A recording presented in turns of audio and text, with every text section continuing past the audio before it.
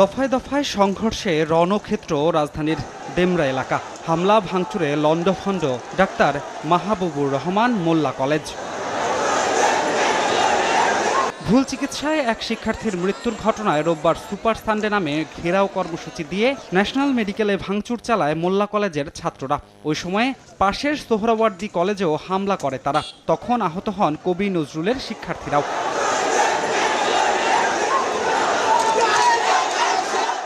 এর জেরে সোমবার মেগা সানডে কর্মসূচির ডাক দিয়ে সকাল 10টায় কলেজ দুটি থেকে ডাক্তার মাহবুবুর রহমান মোল্লা কলেজের দিকে রওনা দেন শিক্ষার্থীরা।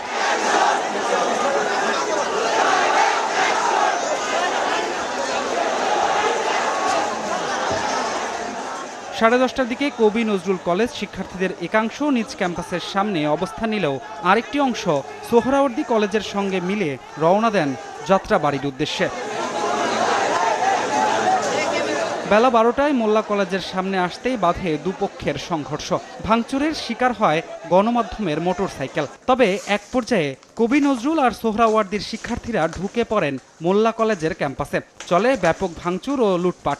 যে যার ইচ্ছেমতো নিয়ে যায় সিপিইউ, মনিটর, ল্যাপটপ, বই, চেয়ার সহ নানা সরঞ্জাম। এখানে কিছু উৎসুক জনতা আগে থেকেই রেডি ছিল যে ওরা ভাঙচুর করবে, আমরা নিয়ে যাব। জিতার ট্রফি ওরা নিয়ে গেছে, ওরা চুরি করছে। এক কথা বলতে গেলে আমাদের টিচারের গাড়ি ভেঙে ফেলছে, আমাদের ভোটের সার্টিফিকেট, আমাদের মার্কশিট সবটা নষ্ট করছে। এই কারণে আজকে আমরা তাদের কলেজে আসছি। আড়াইটার দিকে ক্যাম্পাসটির ভেতরে ঢুকে দেখা যায় সবই প্রায় ব্যবহার অনুপযোগী। মূল্যবান জিনিসপত্র চুরির পর আগুন দেওয়া হয়েছে বইয়েও। অফিস রুম একদম ধ্বংস করে দিয়ে গেছে। আমাদের টিচারদের যত যাবতীয় জিনিসপত্র আছে সব শেষ। কিছু লোক নিজা ঢুকে এই উপরে ওইটাই ভাঙচুর গিলি করছে। টেবিল যা আছে, লিপ যা আছে সব ভাঙ গেছে। 3টায় কলেজটিতে প্রবেশ করতে যায় পুলিশ। তবে ঘটনার সময় তাদের অনুপস্থিতির কারণে শিক্ষার্থী পুলিশে শুরু হয় বাকবিতণ্ডা। পুলিশের কাছ থেকে, আমার র্যাবের কাছ থেকে আমরা সঠিক জবাব চাই। ওরা কেন এত দেরি করলো? পুলিশ ওনারা ভয়ের মতো দিয়ে পালাছিল। ওনারা একবার পদক্ষেপ নেয় নাই, ওদের সাথে কথা বলে বোঝানোর চেষ্টা করে নাই যে তোমরা চলে যাও। ওদের কাছে অস্ত্র ছিল, সেই অস্ত্রগুলো দিয়ে আমাদেরকে মারছে। পরে সেনাবাহিনীর সহায়তায় কলেজে প্রবেশ করে পুলিশ।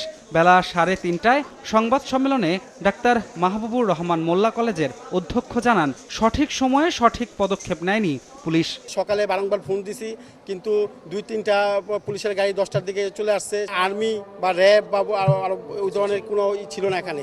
যদি তাৎক্ষণিক তখন থাকতো তাহলে হয়তো অনেকটা রোধ করা যেত।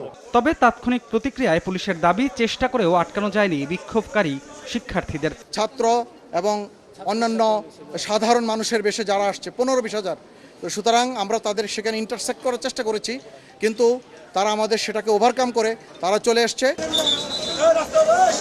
বিকেল 4:30টার দিকে যৌথ বাহিনীর প্রচেষ্টায় সরিয়ে দেওয়া হয় বিক্ষুব্ধ শিক্ষার্থীদের। স্বাভাবিক করা হয় ঢাকা সিলেট এক্সপ্রেসওয়েতে যান চলাচল।